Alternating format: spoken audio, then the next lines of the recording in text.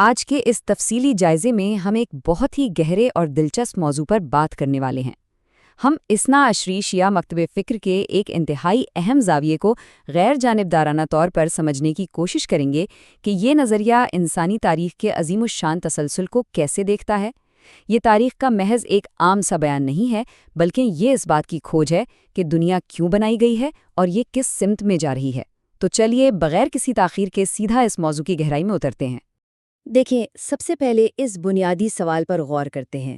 مذہبی صحیفوں کو پڑھیں تو ایک ایسے دور کا پختہ وعدہ ملتا ہے جہاں ہر طرف مکمل امن، سلامتی اور انصاف ہوگا۔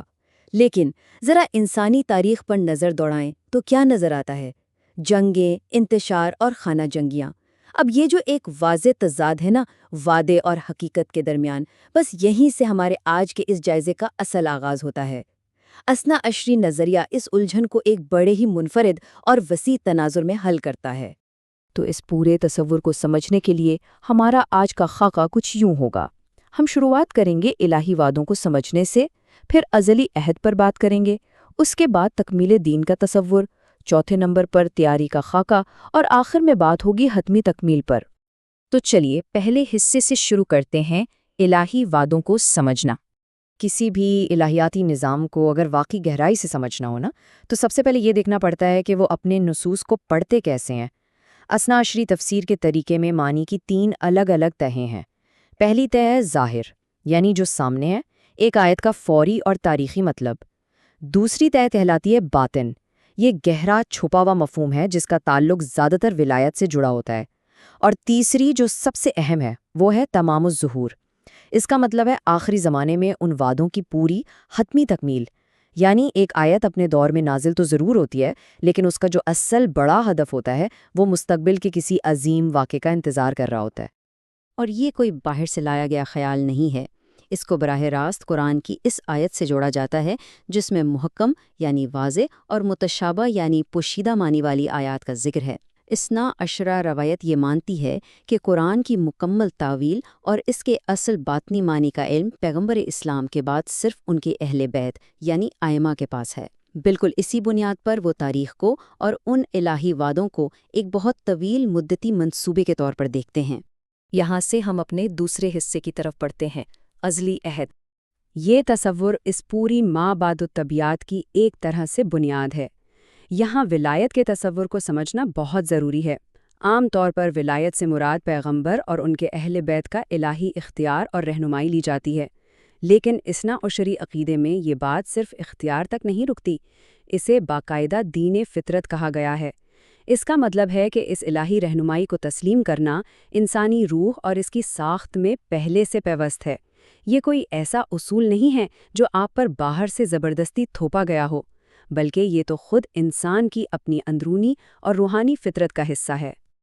اور اس بات کی جڑیں اس قرآنی آیت میں ملتی ہیں جہاں یہ بتایا گیا ہے کہ تمام پیغمبروں سے ایک ازلی عہد لیا گیا تھا۔ اثنا عشری تفسیر کے مطابق دنیا میں آنے والے ہر نبی، ہر پیغمبر نے یہ عہد کیا تھا، ایک حلف اٹھایا تھا کہ وہ آخری پیغمبر حضرت محمد صلی اللہ علیہ وآلہ وسلم کی حتمیت اور ان کے اہل بیت کے الہی اختیار کو تسلیم کریں گے۔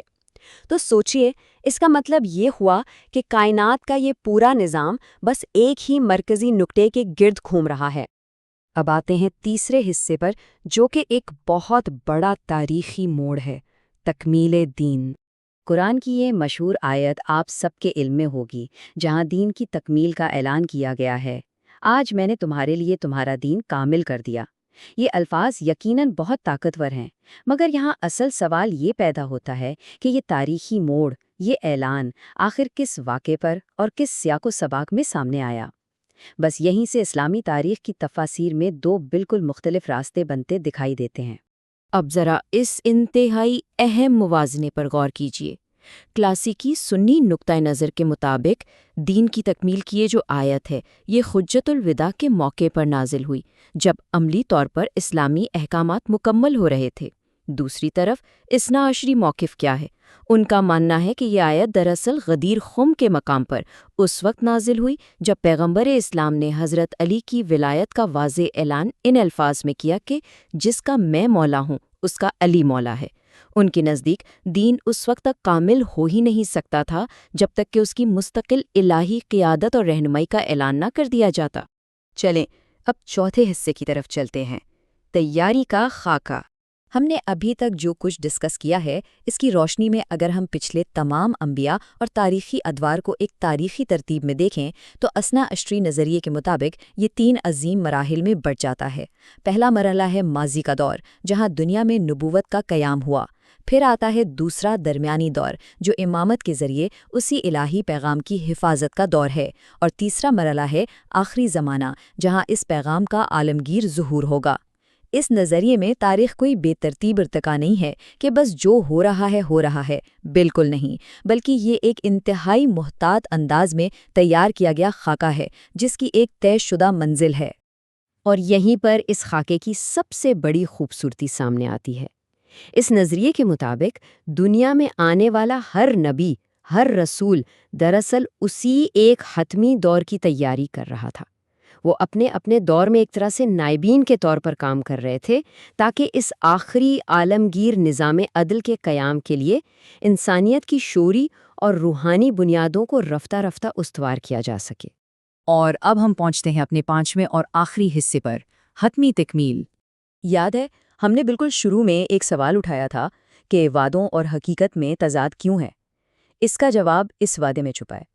قرآن کی یہ آیت وعدہ کرتی ہے کہ زمین پر جانشینی دی جائے گی اور خوف کو مکمل امن اور سلامتی سے بدل دیا جائے گا۔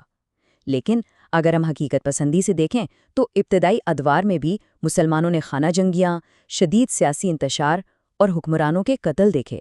یعنی وہ جو مکمل اور عالمگیر سلامتی کا وعدہ تھا نا، وہ ابھی تک ظاہر نہیں ہوا۔ تو یہاں ہمیں تفاسیر کا ایک اور دلچسپ اور غیر جانبدارانہ موازنہ دیکھنے کو ملتا ہے۔ قرآن میں دین کے تمام ادیان پر غالب آنے کا ذکر ہے۔ اب کلاسیکی سنی تفاسیر کے مطابق یہ وعدہ ابتدائی اسلامی فتوحات اور عظیم سلطنتوں کے قیام سے ہی پورا ہو گیا تھا، لیکن اثنا عشری تفسیر اس سے مختلف زاویہ رکھتی ہے۔ ان کا استدلال یہ ہے کہ چونکہ آج بھی دنیا میں سیکولر نظریات اور دیگر مذاہب موجود ہیں اور غالب ہیں، اس لیے یہ وعدہ ابھی تک مکمل طور پر پورا ہوا ہی نہیں۔ یہ صرف اور صرف آخری زمانے میں المہدی کے ظہور کے وقت ہی اپنی پوری حقیقت بنے گا، جب دنیا کا ہر باطل نظریہ ختم ہو جائے گا اور صرف الہی سچائی باقی رہے گی۔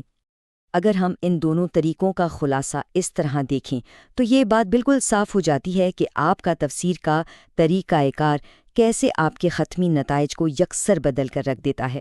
ذرا غور کریں، جہاں بعض روایتی تفاسیر زمین کی وراثت کو محض ایک روحانی مفہوم دیتی ہیں اور بعض تاریخی اسرائیلیات کو بھی قبول کر لیتی ہیں، وہیں یہ اثنا عشری خاکہ مکمل طور پر ائمہ کی خاندانی روایات پر انحصار کرتا ہے، اور بالکل اسی وجہ سے وہ زمین کی وراثت کو کسی استعارے کے بجائے ایک انتہائی حقیقی، مادی اور عالمی حکومت سے جوڑتے ہیں جو آخر زمانے میں قائم ہوگی۔